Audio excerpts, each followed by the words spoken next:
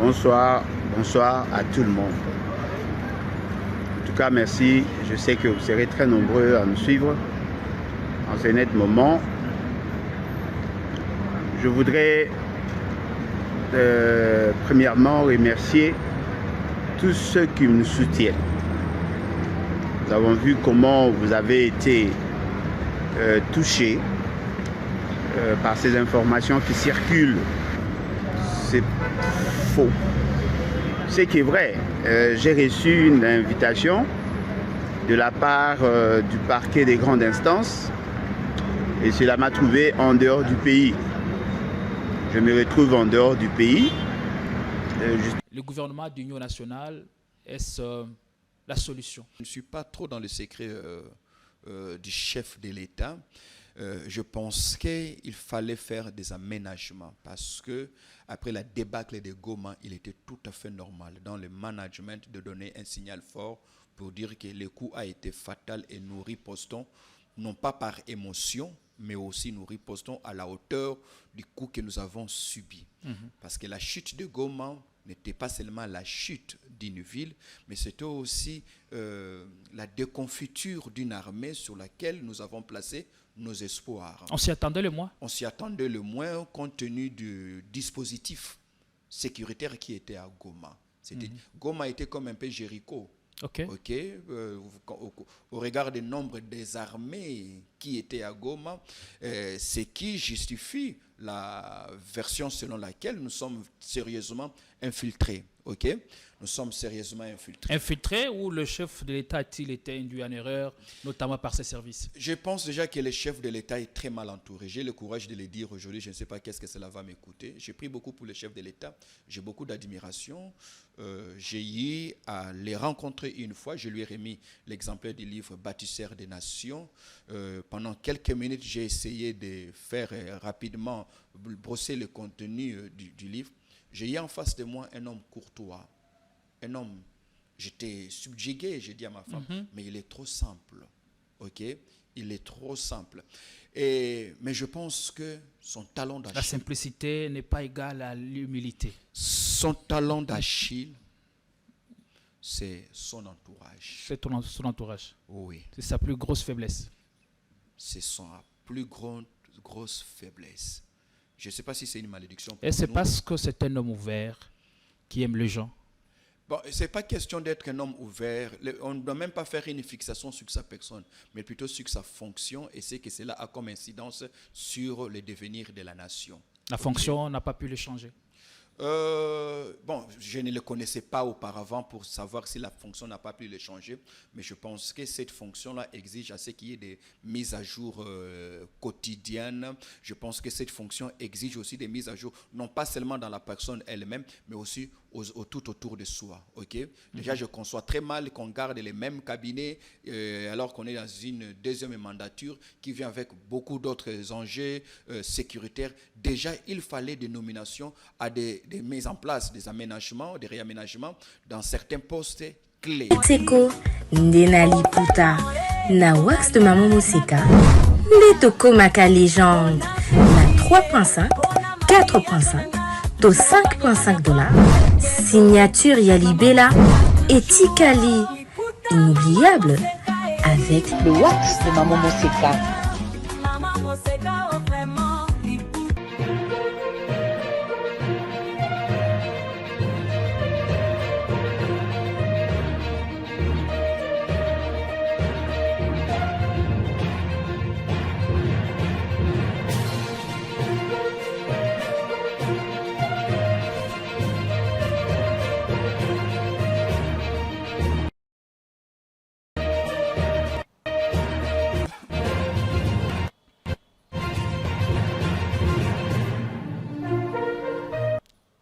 Bon début de semaine à toutes et à tous. Le Congo est à la croisée des chemins.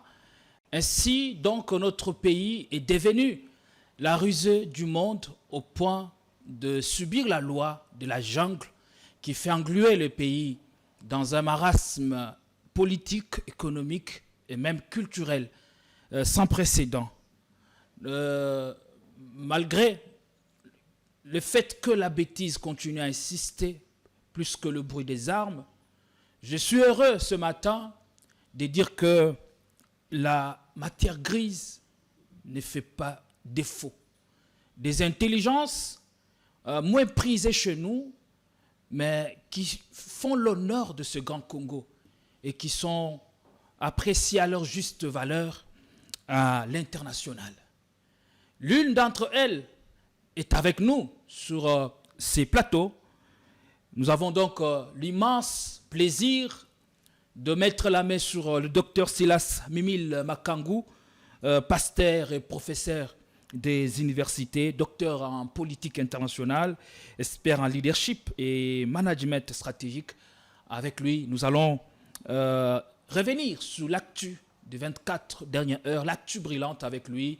Certainement, en tant qu'homme d'église, il va cette fois-ci se départir de cette casquette pour tâter les terrains politiques. Donc, c'est avec un immense plaisir que nous vous recevons, pasteur homme de Dieu, sur ces plateaux. Merci. Comment allez-vous? Merci, Gédéon. Je vais très bien. Dieu nous fait grâce. L'essentiel, c'est d'être en vie. La Bible dit qu'il y a de l'espoir pour ceux qui vivent. Il y a encore de l'espoir. Un chien vivant vaut mieux qu'un lion mort. Donc, la vie est un don de Dieu. Et parce que nous sommes en vie, nous croyons par la résilience que tout peut se relever, tout peut être transformé, pourvu que chacun de nous apporte le meilleur de soi. La présentation faite tout à l'heure vous suffit? Ou il y a une autre qualité de vous qu'on a oubliée? Ou qu'il faut ajouter? Non, ça suffit. Il faudrait peut-être juste ajouter notre expertise aux questions liées à la géopolitique et à la géostratégie. Parce que je crois que le temps que nous sommes en train de traverser en tant qu'État, en tant que nation, voudrait assez que nous ayons aussi une analyse critique faite par ceux-là qui ont quelques éléments de connaissance dans les domaines de la guerre, mais aussi dans les domaines de la paix. Voilà. Pasteur, vous êtes aussi politique, d'une manière ou d'une autre? Je ne suis pas politologue. Je ne suis pas politique. Mais vous avez fait les sciences politiques? Oui, je me limite à conseiller dans l'ombre certaines personnalités politiques de notre pays. Je dirige un cabinet de consultance en leadership, en communication politique, mais je ne crois pas avoir à ce jour une vocation pour aller exercer la politique de manière active. Comment faites-vous pour rester debout avec toutes ces casquettes? Est-ce qu'elles sont complémentaires ou, je dirais, le mariage pose problème? Ça dépend. Ça dépend, mais je pense que tout d'abord, il est question du management. Comment vous gérez votre agenda? Comment est-ce que vous avez établi plutôt votre chaîne de priorités? On sait faire beaucoup de choses, mais on n'a pas besoin de faire tout. On sait faire beaucoup de choses, mais on n'a pas besoin de faire les tout au même moment. Il y a certaines choses, quand on les fait, la réalisation a un effet d'entraînement sur les autres tâches qu'on aimerait bien faire. Tout est question du management, tout est question de planification. Est-ce qu'il y a adéquation, est-ce qu'il y a mariage? Quelquefois oui, quelquefois non. Quelquefois on se rend compte que votre posture, votre casquette de pasteur vous oblige à avoir une position qui ne rencontre peut-être pas les aspirations scientifiques. Mais ici, il faudrait dire que ce n'est pas pour dire qu'il y a un conflit entre la science et le spirituel. Je crois plutôt que la science découle du spirituel. Okay? La science, j'ai du mal aujourd'hui à croire que quelqu'un prétende être spirituel et être en conflit avec le savoir. J'ai du mal à croire que quelqu'un peut être spirituel et être détenteur de l'ignorance. Plus on grandit spirituellement, plus on se rend compte que la connaissance en elle-même est un pouvoir et une lumière pour ceux qui prétendent à diriger tant sur le plan ecclésiastique que sur le plan étatique et même institutionnel. Le cas de Joseph est patent. Est-ce que ce n'est pas ce qui nous manque aujourd'hui? Effectivement, c'est ce qui nous manque aujourd'hui. Mais écoutez, lorsque nous parlons de Joseph, malheureusement, nous ne faisons qu'une fixation sur le Joseph qui est nommé par Pharaon. Et pourtant, je pense que la quintessence même de la question de Joseph se retrouve non pas seulement dans la personne de Joseph, mais dans le contexte. Premier élément de ce contexte, c'est que Joseph se retrouve en prison. Et là, en prison, il est co-détenu avec les travailleurs de Pharaon. Premier élément, ce qui signifie que le pharaon de l'Égypte, qui a été à la tête de la superpuissance mondiale de l'époque, n'a pas seulement été un roi fort, mais a été aussi un roi exigeant et rigoureux, parce qu'il était capable d'envoyer ses propres travailleurs en prison, ce qui signifie que l'Égypte avait un niveau de justice très élevé. La Bible dit que la justice élève une nation. Ce qui fait malheureusement défaut à la plupart des chefs d'État africains qui se laissent entourer par des frères et amis et qui ont du mal à les sanctionner. La gloire de Pharaon parce qu'il pouvait amener ses collaborateurs les plus proches en prison. Ça, c'est un élément. Deuxième élément, c'est que Joseph en prison comprend que c'est lui qui est détenu, mais ses facultés mentales, intellectuelles et même spirituelles ne sont pas détenues. C'est-à-dire qu'on peut se retrouver dans une situation qui ne vous permet pas de vous mouvoir physiquement, mais vous avez la liberté de vous mouvoir comme un oiseau spirituellement, intellectuellement. Le fait d'être dans une prison, le fait de vivre dans la précarité n'oblige pas à atrophier votre cerveau, à l'amener à se rétrécir pour ne pas réfléchir. Pourquoi? Parce que pour un homme intelligent, il n'y a pas de prison pour son savoir, il n'y a pas de prison spirituelle, il est en liberté spirituelle, intellectuelle et mentale, même quand il sera privé de liberté du point de vue judiciaire. Joseph va interpréter les rêves de ses co-détenus et il va sortir de sa prison. Pourquoi sort-il de sa prison? Il sort de sa prison parce qu'il a fait usage du don que Dieu lui a donné. Il n'existait pas d'homme vide sur cette terre. Chacun de nous a quelque chose. Les uns ont un cerveau, les autres ont une intelligence artistique, les autres ont l'éloquence qu'a Gédéon. Chacun devrait faire valoir son talent parce que c'est dans l'usage intelligent de votre savoir que repose votre clé, que se trouve votre clé pour la prospérité.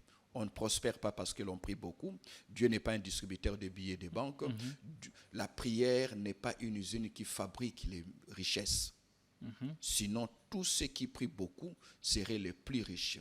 Mais ceux qui s'enrichissent sont ceux qui ont découvert leur talent, ils ont découvert leur vocation et ils ont décidé d'appliquer de l'intelligence, de l'abnégation et de la discipline pour faire valoir. Pourquoi? Parce que en réalité, Gédéon, l'on gagne l'argent en échange du service qu'on a rendu aux autres. Vous avez payé votre coiffeur parce qu'il vous a coiffé. Vous ne l'avez pas payé parce qu'il est pauvre, parce qu'il est dans les besoins. Vous ne payez pas votre mécanicien parce qu'il a une femme à l'hôpital. Vous lui payez parce qu'il a réparé votre véhicule. Quiconque veut gagner de l'argent doit proposer un service aux autres. Ce qui est valable pour les individus l'est aussi pour les États. Un État ne s'enrichit pas parce qu'il a du potentiel. D'ailleurs, on appelle potentiel. Un potentiel n'est qu'un potentiel. Il faut transformer cela. Il faut le transformer. Or, qui dit transformation, dit recours au savoir. Alors, Joseph interprète les rêves et il sort de la prison. Quand il sort de la prison, il se tient devant Pharaon. Mais déjà, avant de sortir de la prison... C'est tout ce qu'il avait comme don. C'est tout ce qu'il avait comme don. Vous n'avez pas besoin d'avoir une panoplie de diplômes. Les diplômes sont importants, mais déjà les diplômes ne doivent pas être perçus comme une fin en soi. Les diplômes sont des moyens. C'est-à-dire vous allez acquérir des connaissances par rapport à la vision que vous vous êtes assignée. Je vais être un bon journaliste, alors je vais faire l'UFASIC. Je vais demain faire la politique, je vais faire soit les droits, soit les sciences politiques, ainsi de suite. Alors, Joseph sort de la prison, on l'oblige d'abord à enlever sa tenue de détenu pour mettre une nouvelle robe, le respect du protocole. On ne va pas n'importe où, n'importe comment, on ne se présente pas devant n'importe qui, de n'importe comment. Pour chaque sphère de la vie, il y a un protocole à observer. Quand il se tient devant Pharaon, on lui demande de raser parce qu'à l'époque de l'Égypte, vous ne serez pas reçu par Pharaon parce qu'il est interdit d'avoir la barbe devant Pharaon, puisque la barbe était symbolique d'une sagesse divine dont Pharaon devrait être le seul détenteur. Ainsi, on devait raser Joseph. Il se tient devant Pharaon. Il donne à Pharaon l'interprétation. Et Pharaon lui pose la question, que devons-nous faire? C'est en cela que je fustige la posture que l'Église prend souvent lorsqu'elle est devant les autorités politiques.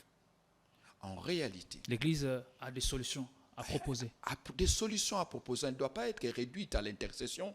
Elle ne doit pas être réduite à l'organisation des prières à gauche et à droite. Sinon, ça devient une aliénation. La Bible est un livre de gouvernance. La Bible est un livre polémologique, un livre de guerre. Elle commence avec la guerre. Dans Genèse, elle finit avec la guerre.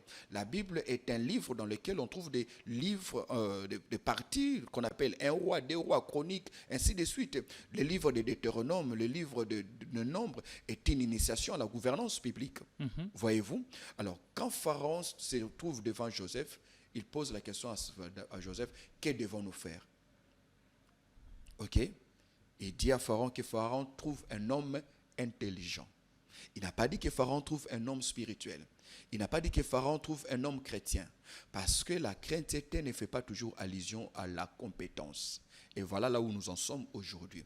Nous avons développé une théologie qui nous a fait croire que les choses iraient mieux lorsque les chrétiens auront les manettes, seront à la tête des institutions. Et aujourd'hui, malheureusement... Mais la sagesse et l'intelligence qu'il nous faut, c'est dans le spirituel. C'est dans le spirituel, mais cette sagesse ne s'épuise pas simplement dans la communion avec Dieu. Elle s'épuise aussi parce que vous avez obéi à l'instruction de Dieu qui a voulu que vous alliez apprendre. Ok? Moïse a été choisi par Dieu pour paître le peuple de Dieu, pour être à la tête de la nation naissante d'Israël, aussi parce qu'il a appris toute la sagesse et les sciences égyptiennes. C'est-à-dire, on peut être spirituel, mais la compétence devrait aussi être un des ingrédients essentiels de votre spiritualité. Je répète, je ne vois pas quelqu'un prétendre être spirituel et baigner dans l'ignorance. Merci beaucoup. Vous avez bien expliqué les choses pour l'entrée à la matière. Du coup, on est un peu fasciné. On ne sait pas quelle question vous poser. Vous êtes expert en leadership et là vous venez de démontrer l'Égypte antique avec Pharaon. Oui. La question, docteur Silas, quelle est la grande qualité d'un leader? Est-ce que la grande qualité d'un leader ne serait pas de savoir se faire entourer de bons collaborateurs qui soient compétents et efficaces? Le général Charles de Gaulle disait en son temps que tout tient grâce au leadership, tout tombe faute de leadership. Le premier test auquel s'expose un leader pour faire évaluer son niveau de compétence, c'est d'abord dans la composition de son équipe. Généralement, en sciences politiques, on dit qu'il faut 100 jours pour évaluer l'effectivité d'une gouvernance publique, ainsi de suite. Mais dans le leadership, j'évalue les personnes que vous avez choisies. Parce que c'est dans les castings que vous faites que vous envoyez un message à l'opinion publique s'ils peuvent espérer en vous ou bien s'ils peuvent ne plus espérer en vous. Ce qui amène Jésus-Christ à passer 40 jours dans la prière pour choisir 12 personnes. Ce n'était pas un choix aléatoire.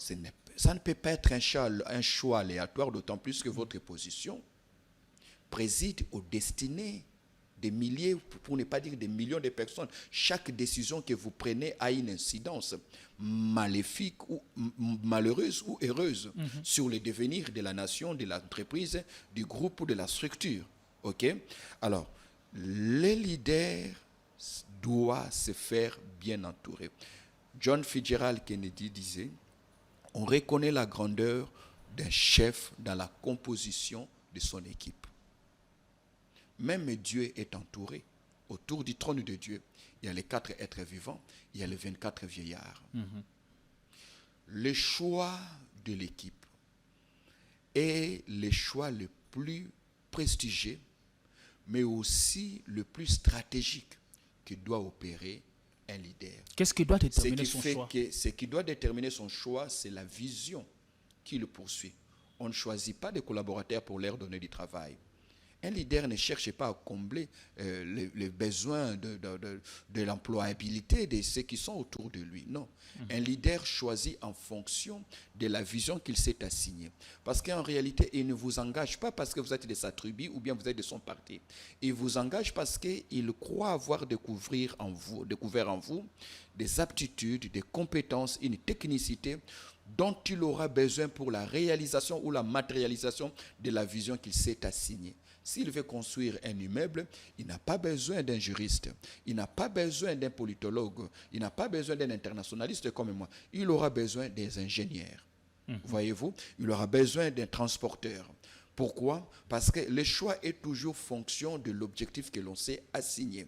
On ne choisit pas les gens pour les sortir du chômage. Sinon, vous créez un chômage vous-même au niveau de votre vocation.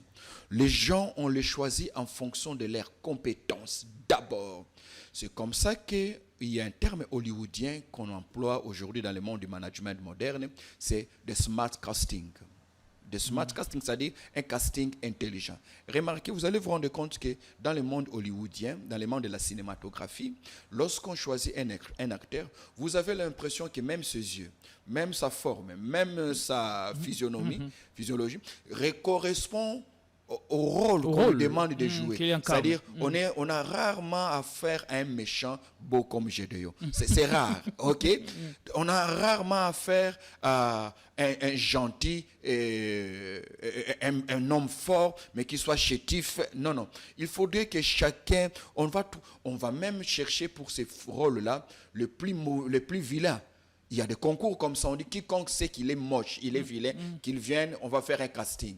Et on va choisir celui qui a le visage le plus effroyable. Et c'est lui qu'on choisit. Et c'est par rapport au rôle qu'on veut lui donner. C'est par rapport au rôle. C'est la même chose dans le leadership. Okay? C'est la même chose dans le leadership. C'est-à-dire, le leader ne donne pas de l'emploi. Le leader, il fait une extension de ses propres compétences, de ses propres habiletés, de sa technicité, en engageant des gens qui sont au moins plus avisés et plus lucides que lui. Parce que un véritable leader ne devrait pas avoir peur de se faire entourer de plus compétents que lui. C'est un avantage pour un chef d'avoir des collaborateurs plus intelligents que lui. C'est pas un danger. Non, ce n'est pas un danger parce qu'au moins, l'avantage que vous aurez, c'est que du point de vue de votre personnalité, vous savez vous assumer. Évitez d'être les leaders qui sont complexés, qui n'aiment pas les savants, qui se sentent en insécurité ou en étant entourés des gens qui connaissent. Eh bien, parce que chaque intelligent dont est porteur vos collaborateurs est une énergie pour la réalisation de votre vision. Si vous me dites c'est quoi votre vision, je vous dirai quel est le profil des collaborateurs que vous devez avoir en temps de paix comme en temps de guerre. Okay? Et là, il faut être capable de faire des mutations. Je vous donne un exemple simple. Jésus a été pendant 3 ans avec les disciples. Okay? Il a fonctionné avec eux. La plupart d'entre eux étaient des illettrés, étaient des hommes de basse classe, des pêcheurs de poissons. D'ailleurs, ils découvrent la ville de Jérusalem avec Jésus. Ils étaient des gens qui habitaient les banlieues, Nazareth, Galilée. Quand ils arrivent à Jérusalem, ils sont tous étonnés de voir l'architecture. Et Jésus leur a même dit, ne soyez pas étonnés, il ne restera pas pierre sur pierre. Mais lorsque la Pentecôte arrive, Jésus retourne au ciel et que l'église doit commencer. Le Seigneur se rend compte qu'il ne peut pas amener l'église à atteindre les nations avec la même équipe. C'est la dynamique dans le management du leader. Comprendre que Gédéon est un homme loyal, est un homme sérieux, c'est un bosseur. Mais les enjeux auxquels je fais face maintenant ne peuvent pas être résolus par Pierre, Jacques, André, ainsi de suite. Il me faut quelqu'un qui a un savoir qu'eux n'ont pas. Qu'est-ce qu'il fait? Il va se tourner vers un non-disciple, un tueur, quelqu'un qui persécute l'église, Saul de Tarse. Mais seulement l'avantage que Saul de Tarse a, c'est qu'il a des compétences, il a un savoir.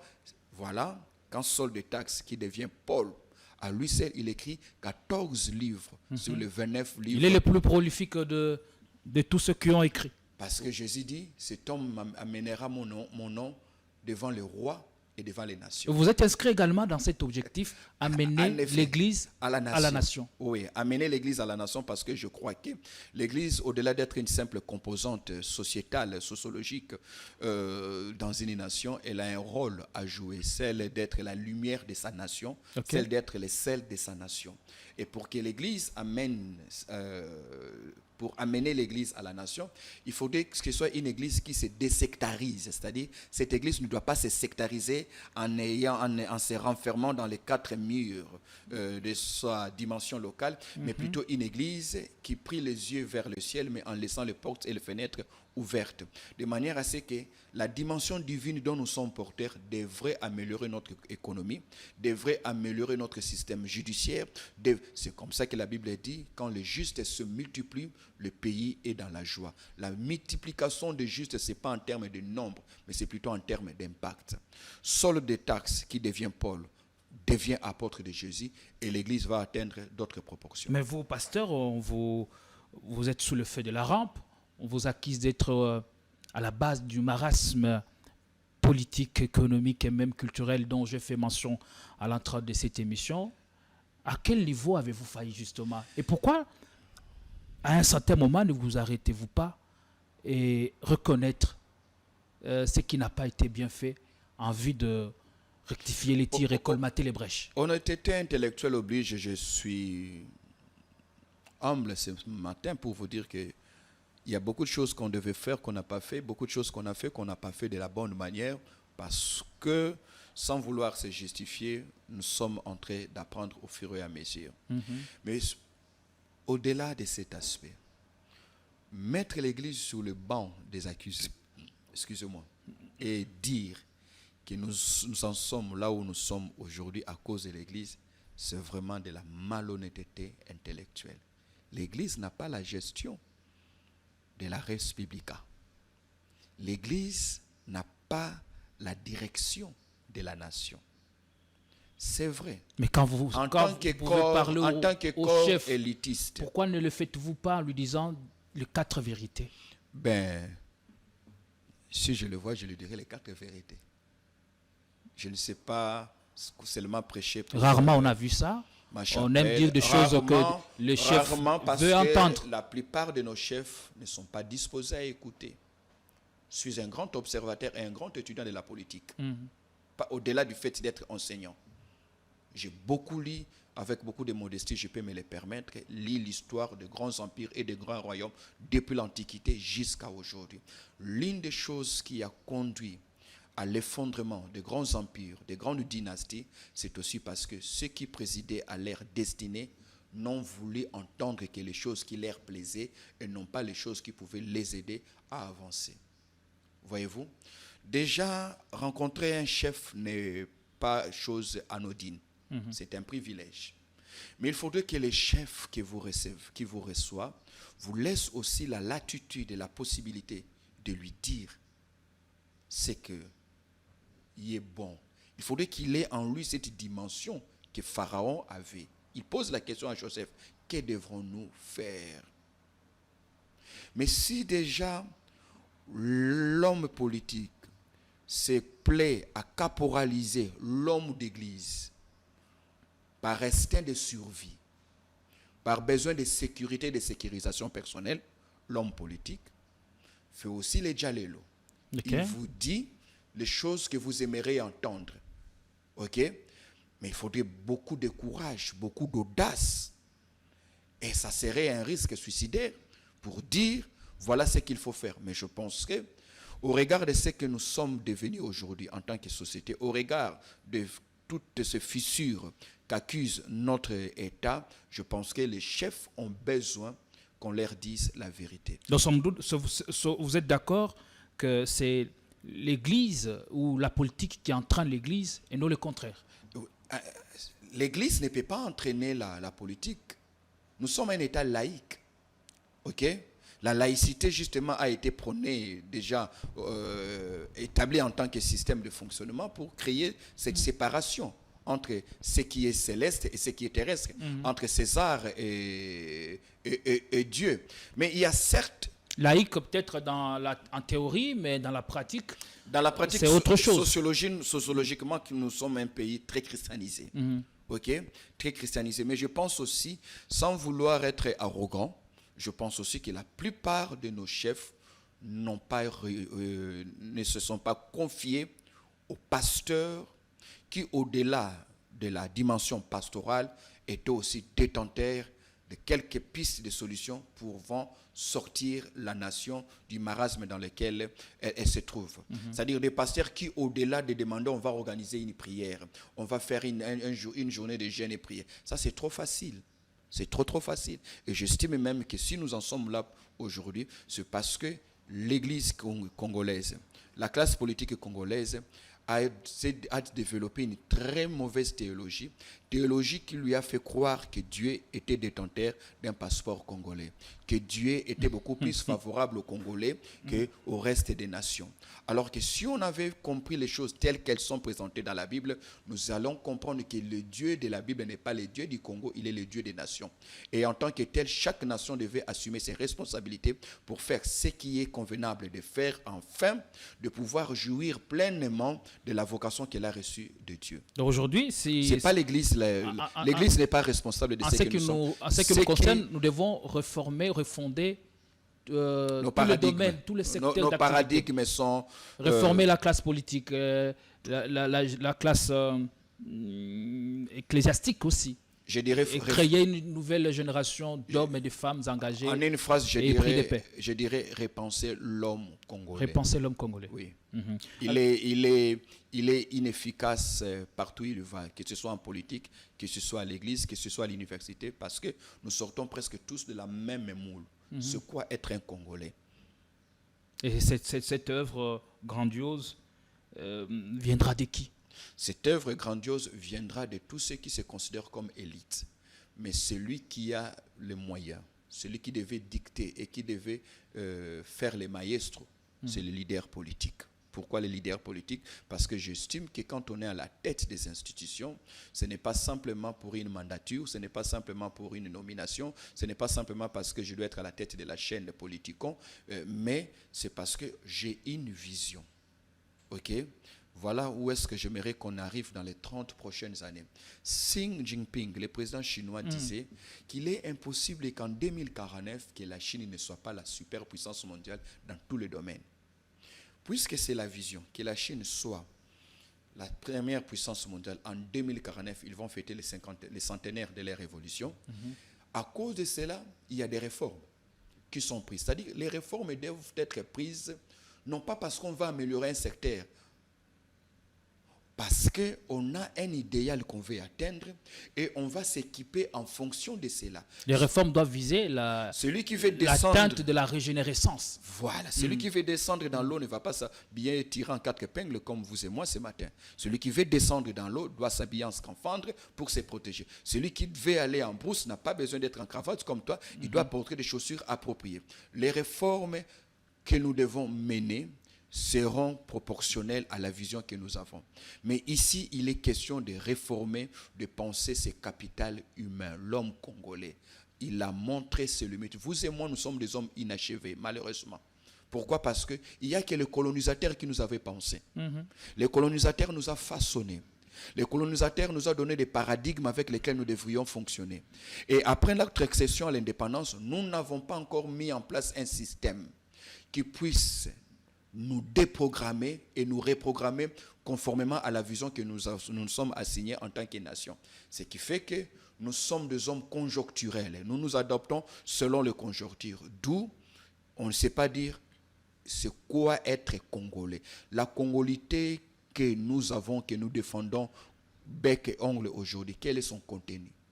Quand on dit RDC et Loko Makasi, Makasi c'est-à-dire quoi? C'est quoi le contenu qu'on donne à la congolité? En quoi est-ce que le Congolais est différent du Kenya? En quoi est-ce que le Congolais réfléchit différemment du Rwandais? En quoi est-ce que le Congolais est différent du Belge? Raison pour laquelle, de 1885 par exemple, jusqu'à 1960, le Belge, pour sa survie, pour s'enrichir, a construit plus de 5700 km de chemin de fer. parce qu'il estimait qu'il fallait des voies d'évacuation pour les minéraux. Mais de 1960, lorsque nous reprenons les choses en main, jusqu'en 2025, pendant que toi et moi nous sommes, et permettez de tutoyer, nous sommes sur ce plateau, vous allez vous rendre compte, mon cher ami, que nous n'avons même pas construit un seul kilomètre carré. De 1885 jusqu'en 1960, les Belges ont construit plus de 100 000 kilomètres de chemin de fer. Vous prenez de 1960 jusqu'à aujourd'hui, nous n'avons pas construit les 1/5 de ce que les Belges avaient construit. Pourquoi? Parce que les Belges, lui, avaient une vision sur cet État qu'il appelait État indépendant du Congo, Congo belge. Mais nous qui sommes fils de ces pays, nous à qui appartenons ces pays, nous n'avons aucune vision.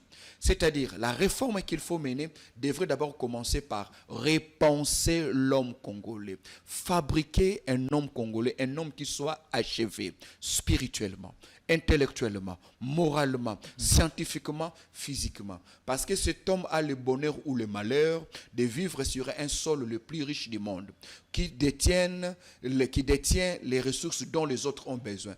C'est-à-dire, on lui fera toujours la guerre. Si demain, ce n'est pas le Rwanda, le Soudan pourra aussi Alors, le le contenu est vide ou il est étriqué? Il est étriqué. Il est étriqué parce que même notre système éducatif que nous avons hérité, malheureusement, nous sommes très conservateurs. Hérité de la Belgique depuis 60. Depuis 60. Pourtant, la Belgique a réformé plus de 20 fois son système nous éducatif. Nous ne l'avons pas réformé. Parce qu'au fait, dans un État, l'école n'est pas un cadre de prestige. L'école est ce laboratoire de transformation. Les familles donnent des enfants. L'école les transforme en capital humain. Consommable. OK? Exportable. L'école est un cadre censé équiper les enfants de la République par rapport aux ambitions de la République. Ce qui fait que pour un État non construit comme le Congo, parce que le Congo est un espace trop vaste, non construit, on devrait avoir moins de juristes et d'internationalistes comme moi, mais plus d'ingénieurs. Pour un État qui se bat, qui se vit dans une dimension continentale, l'école doit être le lieu de l'équipement, de l'aiguisement, de la transformation du citoyen pour en faire un scientifique, pour en faire un avocat. Au fait, même notre école souffre parce qu'on ne lui a pas encore donné une mission. Mais comment donner à l'école une mission si l'État lui-même n'a pas une mission qui s'est assignée? La même chose se répercute sur l'armée. Un soldat se bat pour défendre la vision que poursuit l'État. Donc, dès lors que nous n'avons pas encore défini c'est quoi la mission, parce qu'en géopolitique, mon cher ami Gédéon, on occupe un pôle dans les sphères internationales que par rapport au rôle que l'on s'est assigné. Il n'y a pas de pôle à occuper s'il n'y a pas de rôle à jouer. Voulons-nous être un État fort, un État puissant, un État qui se limite à être un sujet ou bien un État acteur? Pour cela, nous devons dire qu'est-ce que nous voulons faire. C'est quand nous définirons ce que nous voulons faire que nous déterminerons aussi quel type d'armée faut-il avoir. Justement, on va parler de l'armée par rapport à la situation à laquelle nous faisons face, l'agression dont est injustement victime la République du Congo dans sa partie est, l'agression rwandaise via ses supplétifs du M23 et Alliance Fleuve Congo qui dirige Corneille Nangaa. Alors, parlant du leader, celui-là devra être plus sage qu'intelligent ou plus intelligent que sage? Très belle question qui revient souvent. Et tout dépend du contenu qu'on donne à ces deux concepts, intelligence et sagesse. Mais je crois que l'intelligence ici peut être définie en termes de compétences, du point de vue de la technicité. Il doit connaître la fonctionnalité de ces institutions. La sagesse ici intervient dans la prise des décisions. Okay? Ce qui fait qu'il ne peut pas avoir un seul. Il faut un leadership intelligent et un leadership il faudrait qu'il soit plutôt intelligent et sage. L'intelligence, c'est ce leader qui a la maîtrise du droit. Les sages, c'est ce leader qui a la maîtrise du droit, mais qui a aussi la maîtrise de l'homme. Entre les deux, qu'est-ce qui importe plus? Je ne dirais pas qu'est-ce qui importe plus, il faut les deux. Mais si jamais on devait manquer une de ces deux-là, accepter de manquer l'intelligence. Parce que la sagesse vous fera comprendre que je dois maintenant faire appel à ceux qui sont intelligents, qui ont des technicités, qui ont des compétences que moi je n'ai pas. Parce qu'un leader n'est pas le plus intelligent. On n'a pas besoin d'être le plus diplômé, le plus brillant pour être un leader. Un leader, c'est aussi accepter, comme le roi David qui s'est fait entourer des fils d'Issachar. Okay? Être un leader, c'est comme Moïse, okay? Qui s'est fait entourer pendant un temps d'Aaron, son frère, mais aussi qui fait appel à Josué pour diriger les troupes, mais aussi qui adapte sa gouvernance publique lorsque Jéthro lui rend visite en lui disant « ce que tu fais n'est pas bon ». Moïse va établir la gouvernance publique grâce à un leader. C'est grâce aux idées ou aux conseils de son beau-père Jéthro. Donc, ce qui fait que la plus grande faculté dont a besoin un leader, c'est sa capacité d'écouter. On dit en lingala, mokonzi, aliaka, nyama, yalito, imokote. C'est une forme de leadership. Oui, un leader est là d'abord pour écouter. Il écoute. Il écoute beaucoup, mais quand il prend la décision, qu'il en parle moins. Et il ne prend pas la décision en fonction de ce qu'il a écouté. Il prend la décision en fonction de sa lucidité, du tamisage qu'il a fait, du discernement qu'il a fait. Voilà pourquoi il doit savoir. Parce que quand vous êtes un leader, sans le savoir, vous pouvez devenir la marionnette de vos collaborateurs. Chacun a ses ambitions. Il y a de ceux qui peuvent se battre, mais ils ne se battent pas pour vous, Gédéon. Ils se battent parce qu'il a un chantier qui doit finir. Il ne se bat parce qu'il a la liste de la dot qu'il doit à tout prix honorer. Donc, si toi, tu pars du travail, c'est son mariage, son projet de mariage qui est aussi remis en cause. Et ils vous prennent en sandwich. Ils vous prennent en sandwich. D'où un leader doit toujours prendre de l'ascendant. En écoutant ses collaborateurs, mais aussi de temps en temps, s'extirper, se détacher. Voilà pourquoi, pour certains, je conseille d'avoir un cabinet dans l'ombre, c'est-à-dire une doublure en termes de cabinet, pour écouter des gens qui, eux, n'ont pas les mêmes intérêts. Un autre son de cloche. Un autre son de cloche, c'est très important. Merci beaucoup. Vous êtes aussi écrivain et vous écrivez beaucoup. Le tout dernier ouvrage que vous avez écrit et fait baptiser, c'est Leadership au féminin. Oui. Mais j'aimerais qu'on revienne sur l'autre ouvrage publié en 2021, Bâtisseurs des Nations, émergence du leadership des nations. Un livre Bâtisseurs des Nations, de émergence de leadership collectif. Ok, un livre de plus de 218 pages. Quelles sont les idées forces qui sont contenues dans ces livres en une minute? En une minute, j'ai écrit ce livre après mes voyages en Inde où j'allais pour animer quelques séminaires de formation en leadership. Je me suis rendu compte que j'étais désillusionné. Je pensais trouver une poubelle. Je pensais trouver une Inde vraiment appauvrie, mais j'étais très étonné de rencontrer un État en chantier, un État qui aujourd'hui peut se prévaloir être véritablement une puissance émergente. Et j'ai essayé de réfléchir, je me suis rendu compte que ce n'était pas le travail des milliards d'Indiens qui existaient, c'était le travail d'un groupuscule, c'était le travail d'une élite. Et dans ce livre, je parle même de la loi énoncée par le professeur Louis-Victor Pareto, la loi du Pareto, c'est-à-dire le 20% d'énergie que vous dépensez ont une incidence sur les 80% de résultats. Et là, je parle du leadership, c'est-à-dire l'élite, l'intelligentsia a l'obligation de s'émanciper, de faire quelque chose pour que la masse en soit bénéficiaire. Pour développer le Congo, on n'a pas besoin de 100 millions de Congolais, on a juste besoin d'une minorité. Mais le problème ici chez nous au Congo et dans beaucoup d'autres pays africains, c'est que cette élite est démissionnaire. Cette élite se livre malheureusement dans des jeux de caniveau, de basse classe, vraiment dans le nivellement. Mais si cette élite se réveille et comprend sa vocation apostolique et décide de répondre volontairement à cette vocation, je pense qu'en très peu d'années, on peut élever une nation. Mais une nation, je parle de bâtisseurs parce que bâtir, une nation, on la bâtit.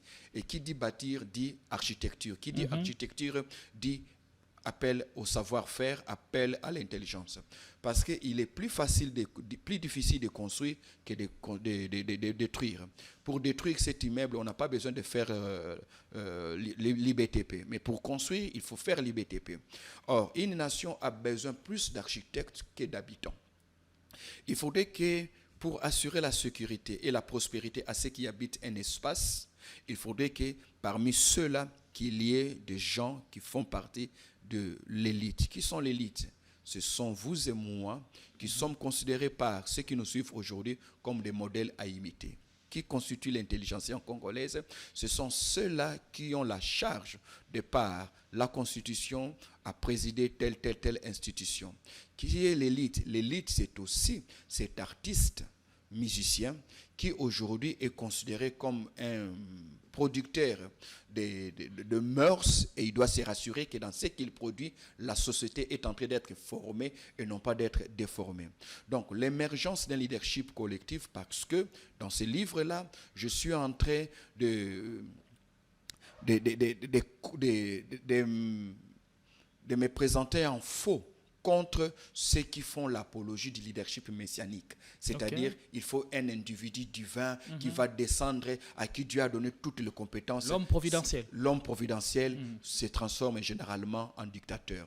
Et comme nous n'en avons pas besoin, nous avons plutôt besoin de protéger ceux qui ont la charge de nos nations en mettant autour d'eux d'autres leaders qui dépendent de lui et qui apportent chacun leur expertise, leurs compétences pour que la vision les numéro 1 deviennent une prospérité pour le reste de la population. Docteur Silas, est-ce qu'au bout de compte, vous ne vous sentez pas essoufflé avec tout ceci, beaucoup d'ouvrages à votre actif? Je rappelle que vous vous préparez pour un autre ouvrage dont vous allez fixer la date, justement. Leadership au féminin, c'est le tout dernier ouvrage. Vous êtes aussi auteur d'une thèse en sciences, en relations internationales, vous défendiez avec brio en 2024. L'année passée, oui. Justement, évanouissement géopolitique, diplomatique de la RDC géopolitico-diplomatique de la RDC dans les systèmes mondiaux globalisés, perspective des revendications des nouveaux rôles géostratégiques. Oui. Est-ce qu'on voulu, avec tout ça, est-ce que vous ne vous sentez pas un peu essoufflé, quelque peu désappointé? Bon, l'avantage avec les savoirs qu'on met par écrit, ça ne disparaît pas. Ça ne disparaît pas. Même après moi, on pourra me lire. Nous lisons Machiavel aujourd'hui, ça fait 4 siècles passés. Nous lisons Johann Wolfgang von Goethe, nous lisons Ralph Waldo Emerson qui n'existait plus. Nous lisons Sun Tzu qui 3000 ans, s'il vous plaît. Okay? Nous lisons la Bible, Pierre n'est plus là, Moïse n'est plus là. C'est l'avantage de mettre son petit savoir par écrit.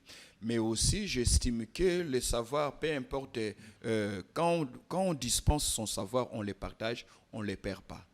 Contrairement aux richesses matérielles qui diminuent à force de les partager, mais les richesses spirituelles ne se perdent pas parce qu'on les a distribuées.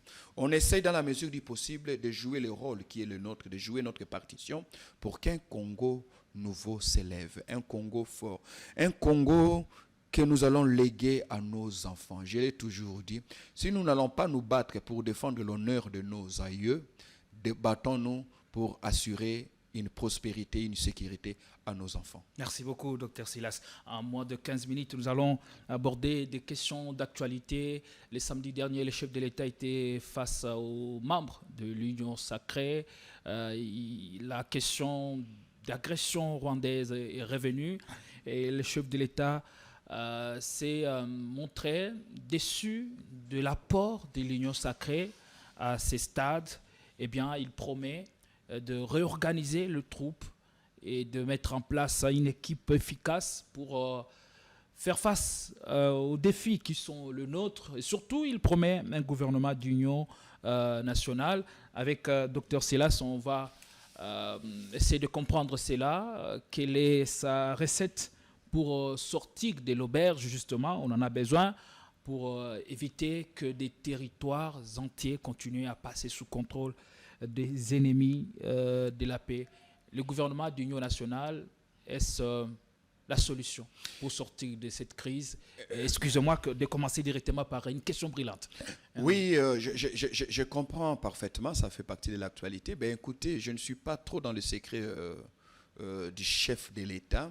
Je pense qu'il fallait faire des aménagements parce que après la débâcle de Goma, il était tout à fait normal dans le management de donner un signal fort pour dire que le coup a été fatal et nous ripostons non pas par émotion, mais aussi nous ripostons à la hauteur du coup que nous avons subi.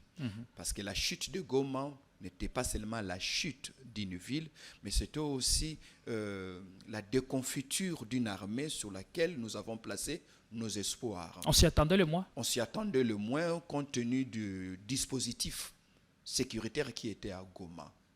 Goma était comme un peu Jéricho. Ok. Au regard du nombre des armées qui étaient à Goma, ce qui justifie la version selon laquelle nous sommes sérieusement infiltrés.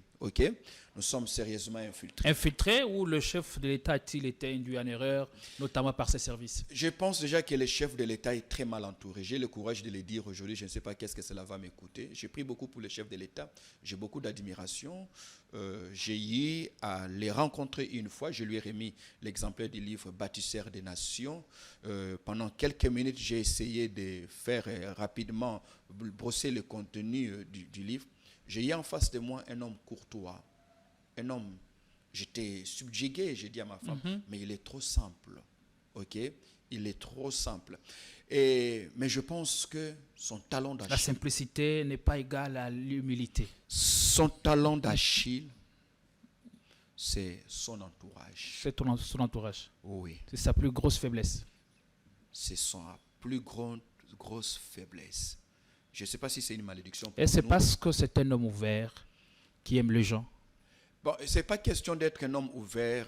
On ne doit même pas faire une fixation sur sa personne, mais plutôt sur sa fonction et ce que cela a comme incidence sur le devenir de la nation. La fonction n'a pas pu le changer. Bon, je ne le connaissais pas auparavant pour savoir si la fonction n'a pas pu le changer, mais je pense que cette fonction-là exige à ce qu'il y ait des mises à jour quotidiennes. Je pense que cette fonction exige aussi des mises à jour, non pas seulement dans la personne elle-même, mais aussi tout autour de soi. Déjà, je conçois très mal qu'on garde les mêmes cabinets alors qu'on est dans une deuxième mandature qui vient avec beaucoup d'autres enjeux sécuritaires. Déjà, il fallait des nominations à des mises en place, des aménagements, des réaménagements dans certains postes clés. Parce que nous sommes face à un danger. Le Rwanda, je ne dirais pas comme les indices petits pays, parce qu'en géopolitique, un petit pays peut faire du mal à un grand pays.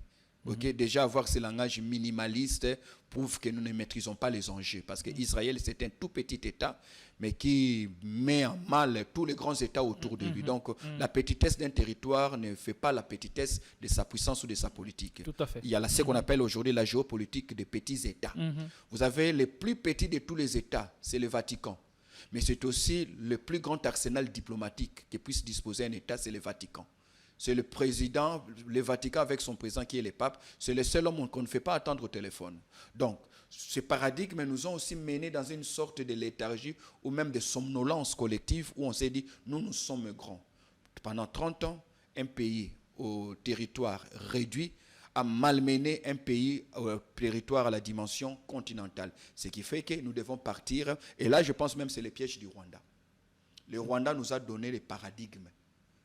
Le Rwanda nous a amenés à tomber dans une rwandophobie qui nous a empêchés de regarder les choses en toute froideur et en toute rationalité pour définir. C'est-à-dire, nous sommes tellement tombés dans cette rwandophobie que nous ne voulons plus réfléchir. Tout ce qui relève du Rwanda excite nos émotions. Or, l'émotion, c'est l'ennemi premier de l'intelligence. La plupart des observateurs soutiennent plutôt que le problème aujourd'hui, c'est le commandement en lieu et place de maintenir le chef de l'État au pouvoir. Nous devons conjuguer les efforts pour le faire partir et sauver ce qui peut l'être.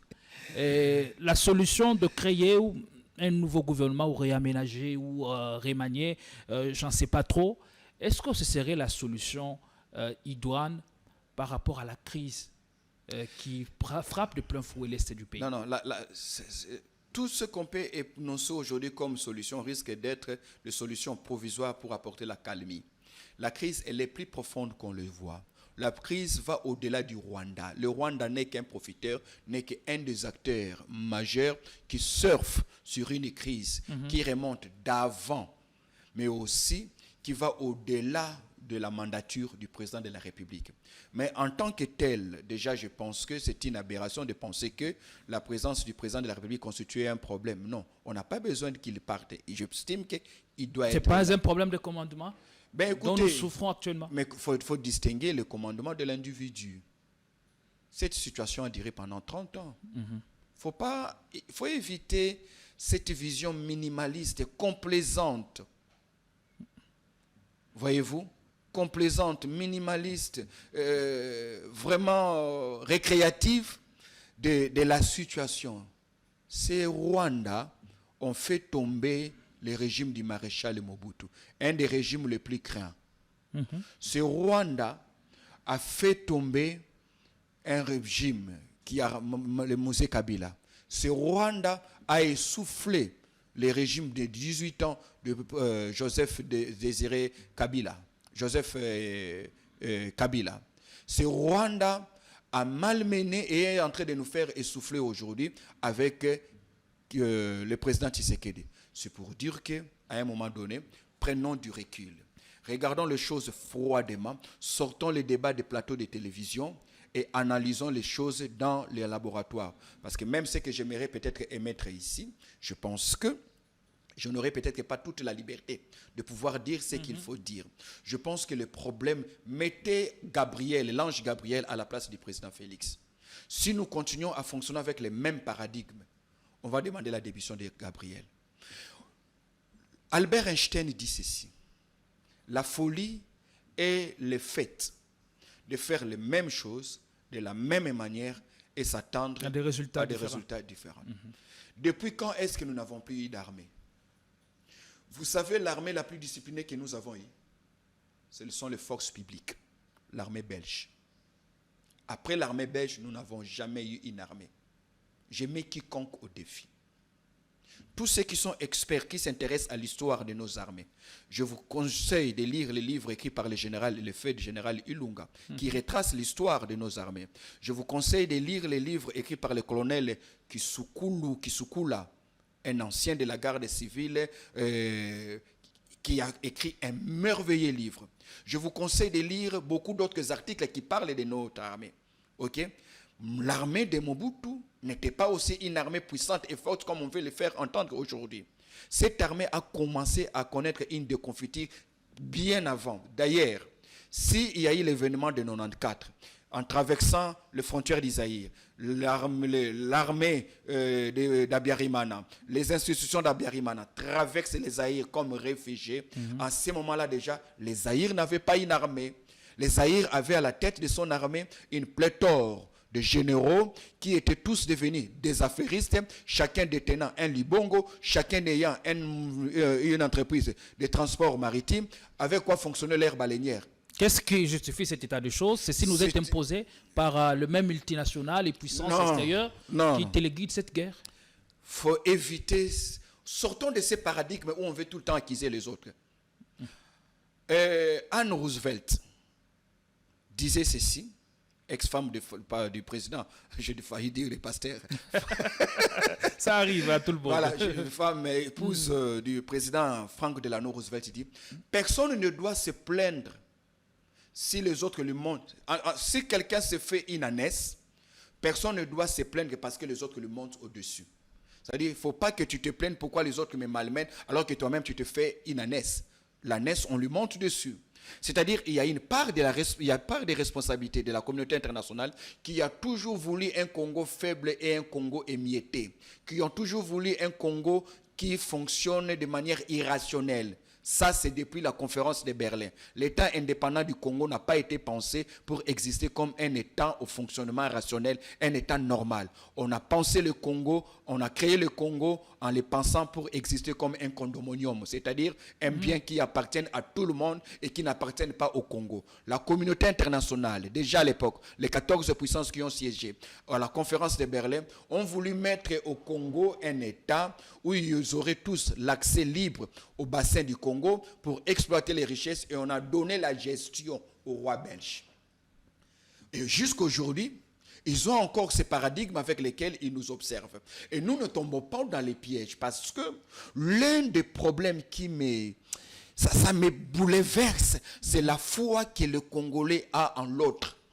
Okay. C'est une aberration, une naïveté, une imbécilisation collective, comme disait le professeur Godefroy Kamana de Réseau-Mémoire. C'est-à-dire, on croit à la communauté internationale. C'est pas possible. Comment sommes-nous arrivés là à n'aimer que ce qui est étranger? Le grand pasteur, c'est celui qui vient de l'étranger. Le grand scientifique, c'est celui qui vient qui a fait l'école Sorbonne et ainsi de suite. Le grand musicien, c'est au fait, nous continuons encore à fonctionner comme des petits esclaves à la merci du maître étranger, et pourtant Dieu nous a donné un des plus beaux pays, mais ces pays ne méritent pas ces comportements que nous affichons aujourd'hui. Dans sa tribune, l'ancien chef de l'État, Joseph Kabila, a accusé à tort ou à raison d'être les parrains de l'Alliance Fleuve Congo. Il est largement revenu sur la question sécuritaire dans l'est du pays. Il entrevoit la paix au-delà d'une solution militaire. Est-ce que vous êtes d'accord avec son analyse ou son approche? Les solutions militaires ont souvent été des solutions momentanées dès lors qu'on n'a pas cherché à extirper les véritables causes et revendications de chaque partie en conflit. Mais au moins, ce qui me fait mal, c'est de voir justifier les M23. Je pense que la plupart de nos leaders ont les mêmes problèmes. Ils ont des conseillers... Ça, c'est le grand problème.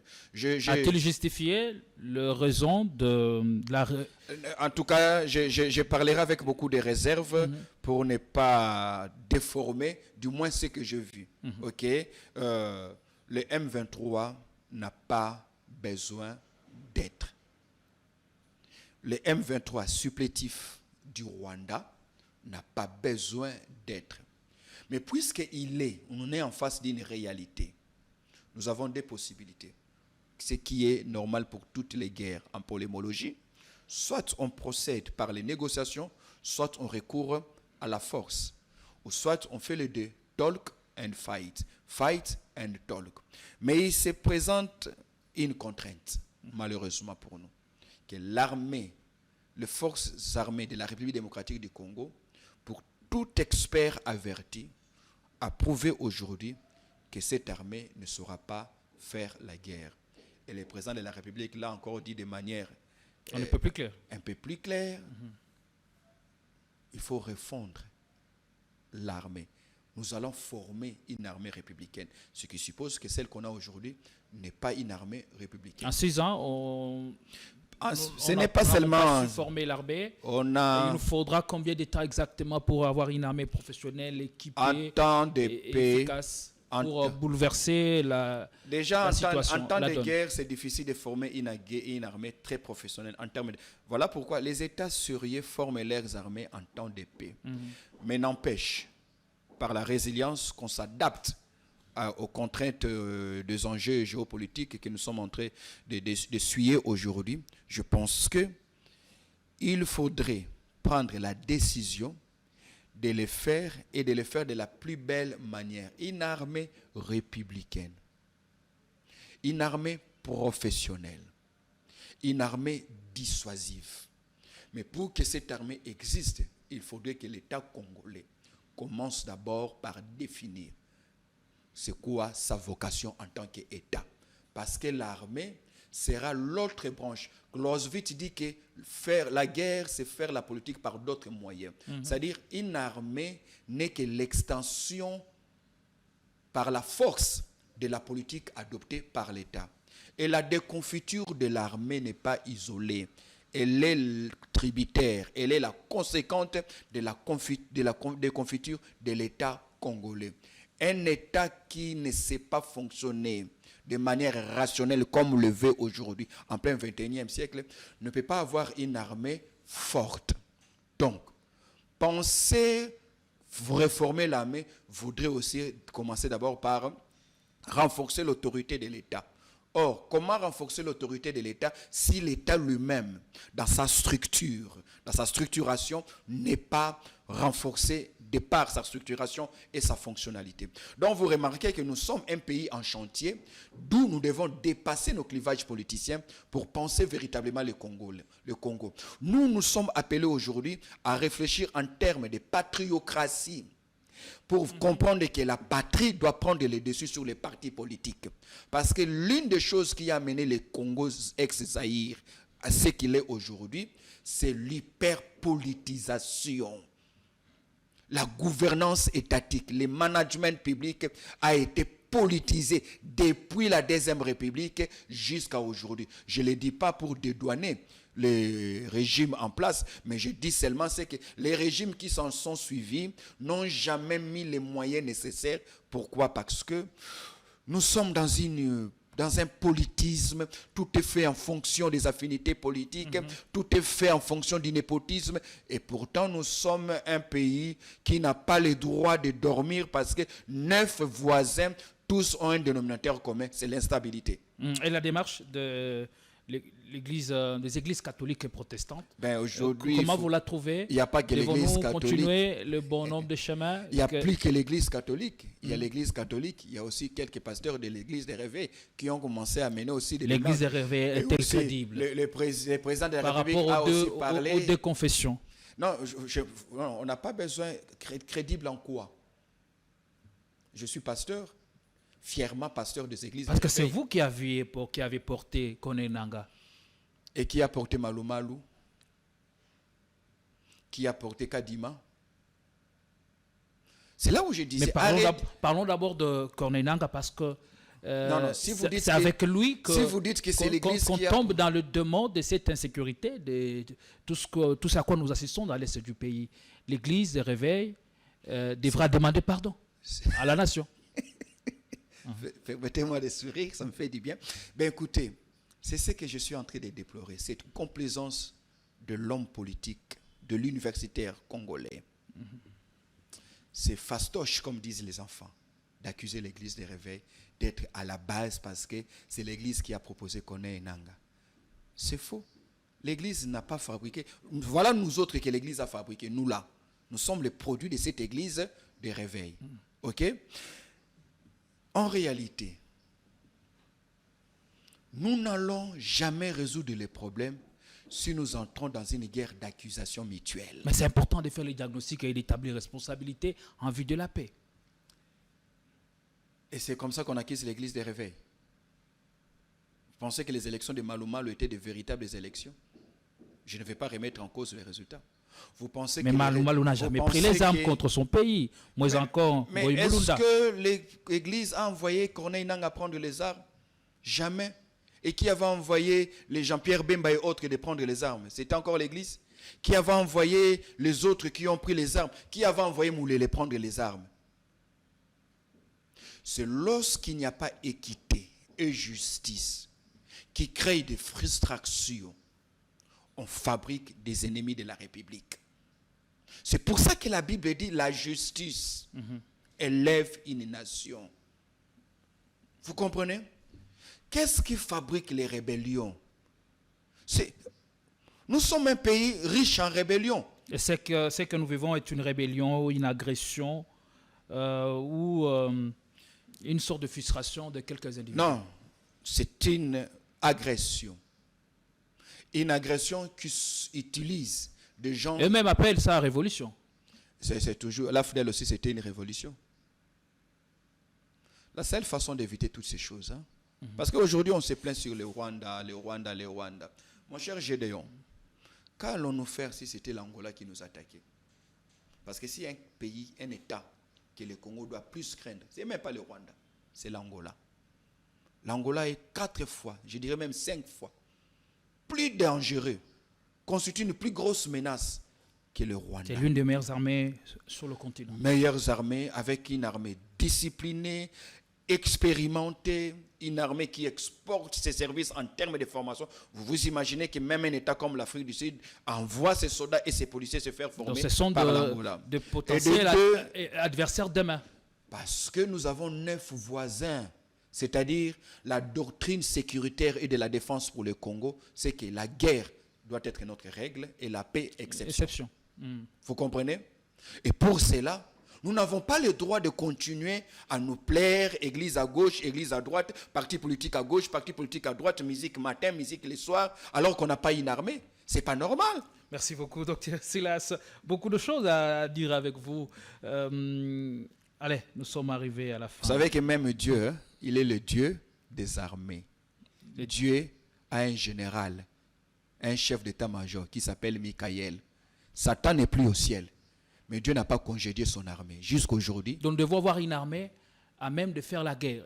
Notre vocation devra être celle de faire la guerre à d'autres États. Dans d'autres États. Exporter notre armée. Voilà. Qu'elle aille faire la guerre ailleurs. Voilà. Et j'aimerais comprendre le sens de la réalité de la guerre. Sur X, vous avez dit clairement que pendant la guerre, les pauvres envoient leurs enfants, les riches envoient de la nourriture et les politiciens envoient des balles. Et après la guerre, ce sont les riches augmentent les prix. On augmente les prix. Les pauvres, les pauvres cherchent leurs enfants. Les pauvres cherchent les tombeaux de leurs enfants. Et les politiciens ramassent les balles restantes. Quelle est la réalité ou le sens de la réalité de la guerre qui se cache derrière cette phrase? La guerre peut être un besoin pour un État. Un État qui n'a jamais fait la guerre doit craindre le pire. Un État peut faire la guerre pour besoin de s'affirmer. Okay? Mais malheureusement, la guerre, c'est aussi une aubaine et c'est aussi un business. Okay? Il suffit de voir le nombre des immeubles qui pilulent même dans certaines zones que l'on croit être des zones de guerre. Pourquoi? Parce que la guerre apporte un profit pour les uns. Mais il faudrait que la guerre soit des guerres intelligentes. Pourquoi? Les guerres doivent être intelligentes dans la mesure où ces guerres soient soit des guerres livrées pour assurer la survie ou des guerres livrées pour affirmer la puissance. C'est à cela que vous appelez dans cette phrase? Dans cette phrase-là. Et pour cela, il ne faudrait pas toujours acclamer les politiques, parce que les politiques peuvent aussi accepter de vivre, de prolonger la guerre. Parce que pendant l'état de guerre, on a moins de reproches à faire. Pendant l'état de guerre, on a des prétextes à dire pour justifier tel échec ou tel échec. D'où la population doit aussi veiller à ce qu'une guerre ait une raison d'être. Si elle n'a pas de raison d'être, alors il faut mettre fin, soit par la négociation. Vous ne découragez pas le pauvre à ne pas envoyer leurs enfants à guerroyer contre l'agresseur, parce que pendant la guerre, ce sont les riches qui font les affaires, ils font les affaires. Et le politicien, ils font de même. Et de même. Et les pauvres en pâtissent. Voilà pourquoi c'est le malheur d'être pauvre. Voilà pourquoi il ne faut pas être pauvre. Il faut tout faire pour quitter cette rangée de pauvres. Okay. D'abord intellectuellement et spirituellement. Mentalement, je voulais dire. Merci beaucoup, Dr Silas Mimili Makangu. Je vous en prie. C'était un réel plaisir de vous avoir sur notre plateau. Et quel était votre rêve de gosse? Est-ce qu'aujourd'hui, vous êtes en train pleinement de le vivre? Non, mon rêve, c'était de jouer au foot. Oh! Oui, je rêvais jouer au foot. Quel était votre idole Ouf, à mon époque, on avait Abedi Pelé, on avait Jean-Pierre Papin, Maradona aussi, mais aussi Ernesto do Nascimento, dit Roi Pelé, dont mon père me parlait souvent parce que mon père a joué au foot, il a été très plongé dans le domaine du foot. J'ai commencé aussi une très petite carrière en 3e division. Bon, les parents ne m'ont pas encouragé, ils craignaient que je finisse par toucher au fétiche. Voilà, mais je pense que je suis à l'aise parce que dans le monde du foot, à 40 ans, il n'y a plus de carrière. Mais en tant que scientifique, en tant que pasteur, j'ai encore la garantie, même à 80 ans, de continuer à écrire et d'enseigner. Après, avec un peu de recul, vous vous dites que mes parents avaient raison. C'était ma destinée. Ils m'ont aidé à rester dans ma destinée. Donc ces plans-là rédhibitoires, c'était pour Voilà. vous propulser. Mon propulsé. Ils craignaient destinée. que je n'étudie pas. Ils ont estimé que j'étais assez brillant à l'école. Et donc- vous ne le regrettez pas aujourd'hui, visiblement. Non, je ne regrette pas. Je ne regrette pas. Je ne regrette pas. Mais je souhaiterais qu'un de mes enfants joue au foot, fasse le sport. Allez, Si pas le basket ou bien... voilà. merci beaucoup. Beaucoup de choses à dire avec notre invité. Nous pensons le retrouver, bien que il a un agenda fort chargé. Avec Dieu, nous pensons le retrouver. C'était une semaine bénie parce que nous commençons avec un homme de Dieu. Nous pensons le retrouver sous une autre casquette si Dieu le veut. Allez, merci de nous avoir regardés. Nous vous retrouvons très vite avec la même dose d'énergie. Inch'Allah. Bonsoir chez vous.